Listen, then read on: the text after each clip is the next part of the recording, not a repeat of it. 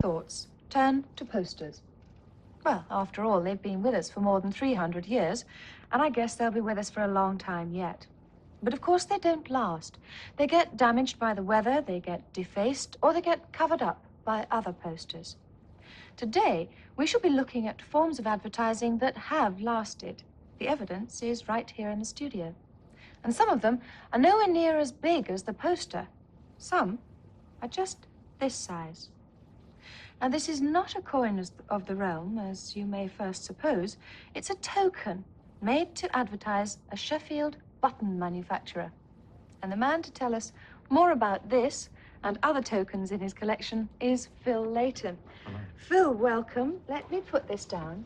It does, to me, look very, and the coin beside it, look very similar to the old penny. It is, actually. It's based on the pattern of the old penny. But now this coin next to it is, in fact, going back to Roman days, when they had no other forms of advertising media other than the coinage. Right. So, of course, they pronounced all their achievements on coins, hence the birth of Britannia on the one conquering Britain. The only thing is that this, in fact, is not a genuine coin. Again, it's an advertising piece. Oh. It was issued by a soft drinks manufacturer to advertise their wares. In other words, there was something like a set of a dozen pieces, all marked replica, so there's no danger of them being taken for the real thing. Oh, so they weren't trying to cheat people? Oh, no, no way at all. No. I mean, is it easy to spot that they are actually a replica? Or do you have to look really hard? They are marked with a tiny R on them, but again, the perfection of the finish of that coin is far, far greater than you'd find on the original coin.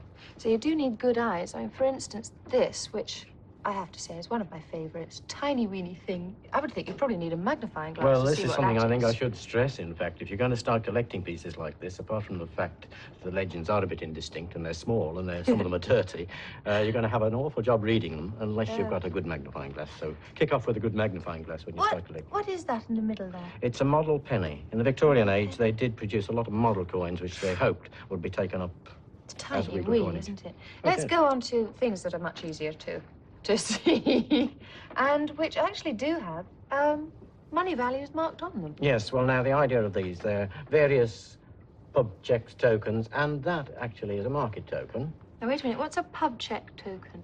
Well, the use seems to be a bit obscure. In fact, the idea was that pubs issued them basically around about the last century. Whether they issued them as gaming tokens, rather the equivalent of today's fruit machine pieces, difficult to say. Because nobody's quite sure. Or again, it was something you had to spend at the pub and couldn't spend anywhere else. But nevertheless, they were marked with a value. This one, perhaps, which is marked there, we find is a market piece, which probably represents some sort of fruit, because it's shaped like a fruit. I can't think of any other reason why it's this hard shape.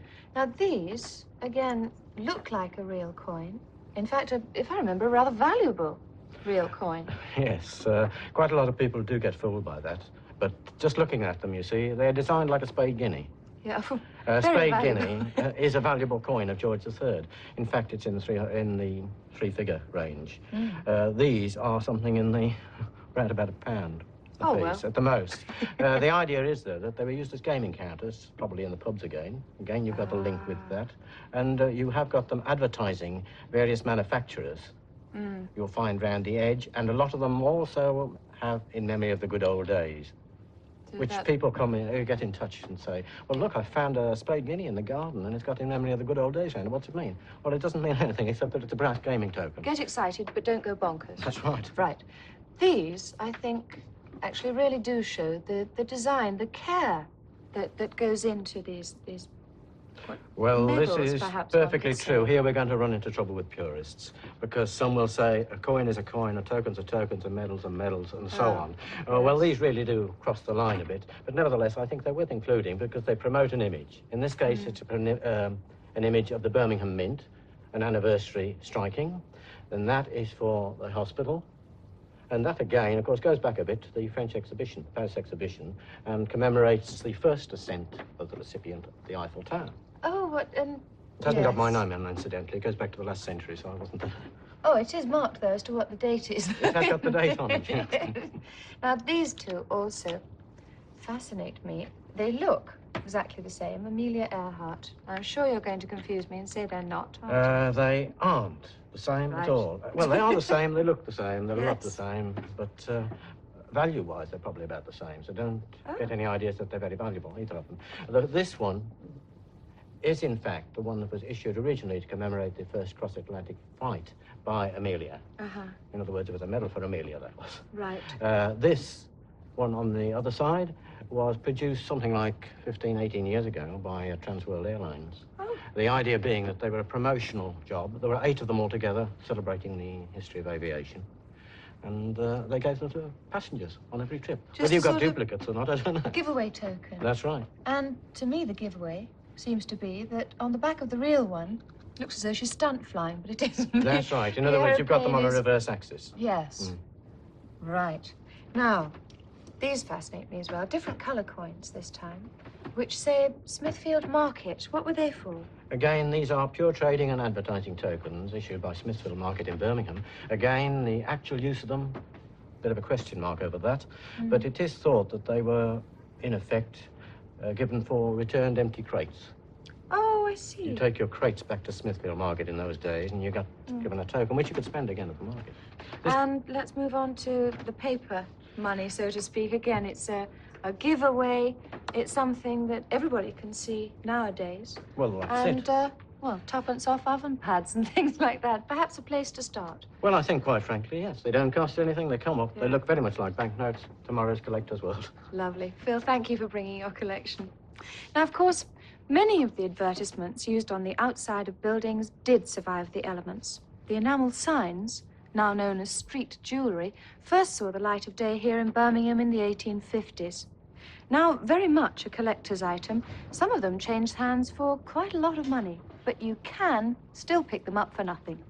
To find out more about them, I went to meet Mike and his wife, Brenda Warrad, great collectors. The thing is, they've always been there, it seems to me, in my mind, and we've sort of taken them for granted. But when did enamelling first start? Well, it started about 1857, and it was mainly used for decoration in churches and railway stations. And it was actually the Durbar Hall in India. They did do a complete decoration for that. And, so it is one of the sort of Eastern arts? Yes, it is. It was mainly used just solely for decoration rather than advertising signs, which came in sort of the late 1870s. And up to sort of 1900, and then that was the golden age of the sign, really. Why did they start advertising signs? I mean, was it because it's waterproof, or...? Yes, it was a medium that lasted. It was impervious to light. It didn't fade or chip. It was quite good as long as children didn't throw stones at them. Where would you find them if you wanted to start a collection? Well, there are several places you can find them. A good source are allotments. This is one of the places I used to go and find them in the early days. Under the vegetables? Yes, propping up fences or doors. They were quite often used to fill gaps in the sheds and that sort of thing. But they are now, I mean, if you go around sales and market stores, can you find them there now? Oh, yes, that's right. I mean, we buy quite a lot from casual sort of fairs, we call that, you know, that there's no... You can just pick them up at any time. It's being in the right place at the right time. And what about once you have one, can you protect it? I mean, do you have to keep it cool or do you have to keep it warm? Yes, an even temperature will preserve them because obviously they are quite... Some of them are 100 years old and the metal fatigue does take place because of the fact that they are sheet iron rather than sheet steel. All the early signs were sheet iron. And, of course, you do get metal fatigue, which, if you look at some of the signs, you can see this in them. What constitutes a good sign? Today, people are more aware of what is available because of books like this. And, of course, people now are aware of the pictorial signs, whereas new collectors 5 or 6 years ago weren't really aware of just what was available. And when signs like these are seen, people are amazed because some of them just haven't been seen before. They are lovely and very decorative. But take the Raja sign there. It says 2p each or 7 for a shilling. Having put the price on, didn't that mean that they wouldn't last so long? Well, no, they were made over quite a long period, actually. They were probably that sign was probably made in batches over a 10-year period. So the price stayed the same for that long? Yes, I think after the First World War, because prices rose rapidly, as they do after all wars, and that sign probably became redundant sort of in the 1920s. But the reason they've lasted until now is because, of course, many shopkeepers liked the signs and were quite happy to leave them there, regardless of what wording... They didn't have a Trade Descriptions Act then? No, not at all. Would it help if we move along to the Fry's one, where it says Makers to H.M. the King? Does that help you to date them? Yes, that is during the Edwardian period, sort of 1902 to 1910. I have to admit that I actually dislike that boy intensely. I always have. Yes, that's, a number of people have expressed that opinion. Some say they don't like the ginger hair, but the story is interesting, how they made him cry, because he obviously wouldn't cry when they took the photograph, so they poured ammonia down his neck. Oh. And this got him to cry, and obviously they went on from there. What a horrid story. Happy. Do you have, like in most collections, some very rare ones, collector's specials? Yes, we do have one or two signs which are extremely rare examples. My wife Brenda, who is very much into the collecting of signs, has some in the kitchen, which I'm sure she'll be very pleased to show you. Brenda, now I'm told that here in your kitchen you have the pièce de résistance, if I could say that. Which ones are they? The bird's custard sign, the milkmaid milk, and the United Kingdom's tea enamels. What makes them so special? Well, there's only one or two good examples known in the country of each sign. So it's rarity and condition? Yes, it is. I do have to say, I'm awfully sorry, but I don't find this one awfully pretty. No, but it is an interesting sign because of the different styles of writing.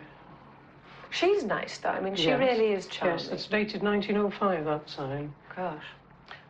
And all of them appertaining to the kitchen, so That's right. Is that why you got them in here? It is. And you're still obviously collecting. Nobody will stop you. What's your latest acquisition? The latest one is the St. Julian enamel. There's another version that says you will enjoy St. Julian tobacco and cigarettes. But there are only 3 of these signs known in the country. So it's luck and good judgment. It is. There was only 2 until a few weeks ago. Of all the bikes that are bookmarked, there's not one like the rally. It is Isn't that lovely? Now, this is another form of advertising, quite popular in the 20s and 30s. Well, in case you didn't hear the words too clearly, that gentleman was extolling the virtues of a certain bicycle made in Nottingham. It was sung by Harry Fay and was recorded in 1921. Now, it can be very difficult to date items like this because some of the companies have gone out of business and there aren't many books that deal with the subject. But this one is quite easy. You just become a bit of a detective. It was issued to mark the 18th birthday of Selfridges. Now, the store opened on March the 15th, 1909, which places this record as being issued in March 1927. Elementary, really. The Opal and Pearl Dance Orchestra made this record on behalf of an electric light bulb manufacturer. When? Unfortunately, I don't know. As I said, they can be difficult to date. But this one, issued to advertise standard cars, happily has all the information, if I can very carefully pick it up, printed on the back.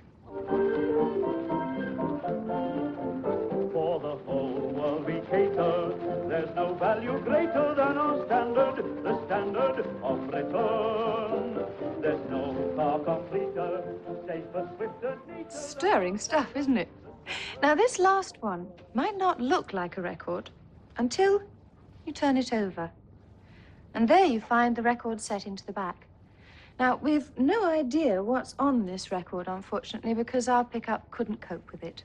It was given out to each visitor to the Huntley and Palmer's stand at the British Empire Exhibition in 1923. And we're told by the company that it features a lady singing to a piano accompaniment about the quality of their biscuits. And that's a good example of how you can find out more about anything like this that you may decide to collect.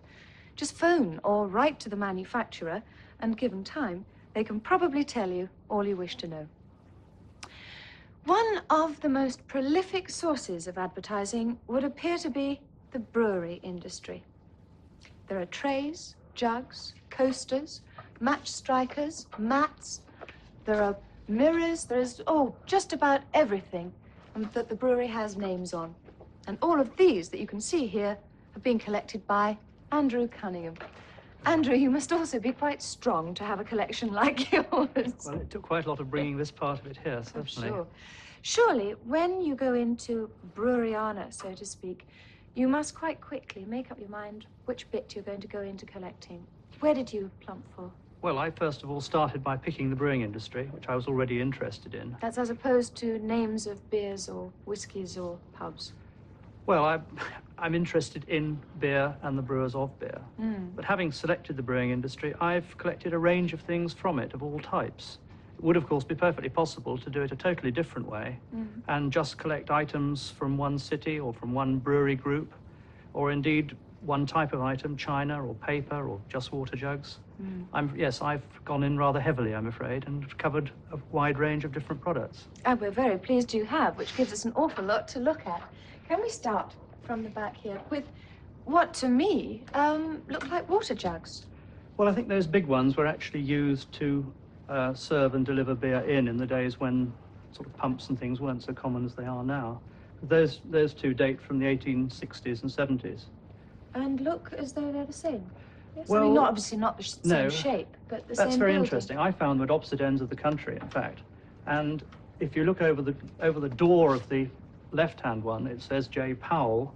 Indeed, his name is also under the spout in rather large letters. Yes, and over And here? this one, it says John Davis. And John Powell sold out in 1871 to John Davis. Well, it was somebody in between, but about that time. So they are actually issued by successive landlords. And the Little bit of second one history. just changed the name over the door. They are huge and in beautiful condition, which never fails to amaze me that you collectors really do find some things in, I would say, miracle order. This one, however, is not quite so pristine. No, Still collectible? I think so, very much so. There are those that only want perfect pieces. I think that's an awful shame. I think a true collector is someone who's interested in the product, what it is, what it's advertising, and so on. If you find a better one later, well, fine. As But a I was very perfectionist, pleased to get that you one. may leave a I'm hole very in your happy. collection. And it's rare. Yeah. It's got a picture of a brewery on, which is unusual. And this one has a date on. That's Which is even rather more nice. unusual, other than Helps. commemorative pieces. Yes, it was 1869. The brewery had disappeared by 1877 and had only been going 6 years then. You can find out about these things, but it's a very small tin pot back Lovely, of the pub Golden brewery. Dog Brewery. Indeed. And this is, as you say, Well, those are. I brought two commemorative. commemorative ones. They both happen to be 1897, but jugs have been issued by brewers, and indeed other wares have been over a wide range of commemoratives from about 1887 through to the present day. very beautiful, very beautiful. In fact, all the jugs all have a great interest in them. But what has been fascinating me ever since I first saw it taken out is this. I mean, this is a wonderful array of match strikers and holders, but I've never seen anything like this. No, that is to me one of the even more unusual ones of the wide variety there is. That is a sort of brick by brick little model of the brewery. It's been dug up and is therefore not in great condition, but it's you can see the detail on it. The name has been obviously superimposed on one end, but it's most unusual to find somebody who's gone to that degree of detail to actually make a model of the company it's advertising. Where do you go to find things like this? I mean, you say this was dug up, but Well, obviously the others can't all have been dug No, up. it wasn't dug up by me, but I mean, a lot of people do find things by digging and then swapping them. Otherwise, it tends to be flea markets, antique markets, junk shops, wherever second-hand things are sold, really. Keeping your eyes and ears open. Indeed. Now, we can't obviously go through things that you find in pubs and connect with breweries without mentioning ashtrays. No, I think that those are nice ashtrays. They're around. old china ones, some of them going back to the First World War, rather than the modern tin or pot ones. On the other hand, a good place to start collecting Breweriana is the more modern ashtrays, which can be found in junk shops and got by other means. Many of them printed up, too. These, and you have some other examples on the wall. Now, this to me looks like a huge pot lid. What is it? Well, they're called jug stands, and that's precisely what they were. The jugs you see at the back, particularly those big ones, needed a rather large beer mat to put on the counter, to put them on, to stop it spoiling the nice mahogany top. Yes. And that was obviously yet another opportunity for brewers to advertise in a rather splendid way. I think they're beautiful, those, I really do. A coaster. Very Well, much the thing there are of a lot today. of, very much so. And another very good place to start. There are a lot of specialist collectors of beer mats, I call them, rather than coasters. Uh-huh. A very good place to start. And great fun. New ones coming out all the time. What's this? That's a spittoon. Oh, nice. Something that's no longer done in polite society, but was No. quite acceptable last century. I don't believe the British spat. I thought it was only sort of American early pubs that had those It's only in. 30 years, well, 20 years ago, perhaps, used to say no spitting on the tops of all the buses. Oh. Yeah. I'll Quite move recent. on. I'll move on. It worries me now that you've brought a spittoon. What is this? Well, I that hope it's nothing nasty. I don't know, that's nothing nasty. In fact, I really don't know what it is. If anybody Oh. watching the programme would like to come and tell us what it is, I think it's probably to hold matches or matchboxes, but it doesn't seem absolutely right for anything. I Lovely. really don't quite know what it was. Well, I hope somebody does know. Trays, still very much around. Indeed, yes. This one, though, I think is very beautiful. I've never Well, seen that's a pub nice tray like early that. Victorian, well, it's a late Victorian, it's an early tray. It's about the 1890s. The brewery was dead by the turn of the century. And this one? That's enameled and is a bit later, 1920s. And that's an early tin one of the 1920s. Yes. And then, of course, you can get on to the more That's modern what ones, and they're still very colourful and very attractive to collect now. That's what I do at home if I'm not careful, because, of course, my husband and I run a pub. These, the bane of every publican's life. You've got to keep on washing these rotten things. Another Bar good place to towels? start collecting. Ask the landlord for mats or bar towels. I mean, as long as you do ask him and offer to pay, and I believe you should have a few drinks there, not just pop in, have a half and try and scrounge something, but stay there and have 3 or 4 drinks. In fact, Get if I somebody can else say to on drive. behalf of all publicans, don't take anything asked and you will more than likely be given it. That's right. And in fact, be yes. given one in better condition. come And to probably other things he hasn't got on show too. think. What do you got here? Sort of... That's the glory box. This is that. Oh, I say. It's full of things that were issued by brewers as advertising. Yeah. Oh, I like that. What's that? That's a little match Vesta holder, which you actually hinges at the bottom and has a rough ribbed patch on the bottom to strike, issued by Anglo-Bavarian, and rather nicely with one of their labels on it. So you could... Oh, look, some pub tokens that we were talking about before. That one's actually issued by a brewery, which I think Phil was quite interested to see, rather than a pub. So you can sort of cross over all your interests. By choosing an industry rather than a type of product, I'm afraid you tread on everybody's toes occasionally. And I bet you're terribly pleased when you do, don't you? Well, I get mine When trodden you on can- as well. Yes. Now, this looks interesting. This... Oh, lovely. That's just, yes, some labels. I mean, I'm a big label collector, and I think they're very nice. They don't take up space. If you've got a space problem, then there's about 1890s, most of those. That's an 1880s one. Lovely and neat. But they're and still tidy. going now. Again, new things. You can buy the bottle and soak the label off if you want Yes. to do it that way, which And is enjoy a yourself very both cheap, ways. a nice way of How doing can you things. find out more about this? Well, I mean, all these. there's the no questions society that you as ask. such for the Breweriana collector in total, but there are societies for beer can collectors, beer mat collectors, and label collectors. Yes. And there are also a number of books. That's probably the best budget one, Where Have All the Breweries Gone, which is fairly easy to obtain. It's only a couple of pounds, and it is very good. It gives you the dates when they were closed. And then there's magazines like New Collecting Lines, for which I write an article each month. And that is, you know... Keep you busy. Well, there's always something about breweries, and there are various trade All sorts sources of and so on. things. And there's a little book Marvellous. actually called An Introduction to Breweriana, which Lovely. is also So there are on the quite a few bookshelves. things. Andrew, thank you for bringing these along. My pleasure. Now, I think by now you should have quite a few ideas about what you can collect in the field of advertising. But as you know, we try to suggest items that are available now, but which might not be around in a few years' time. One idea that we've come up with is this sort of thing. You can't go anywhere these days without seeing these stickers scattered about. I mean, nearly every car has one somewhere, on the front or the rear window. The car stickers are here to stay. Well, for a while anyway. Now, we had a look at some of these enamel signs earlier on. Well, this one ties in very neatly with our next program, when we start off at the Black Country Museum, looking at kitchenalia. Zebra grape polish. Whew. Needed a lot of work and elbow grease to be able to get your grate to come up beautifully. Anyway, I hope you can join us then. Look forward to it.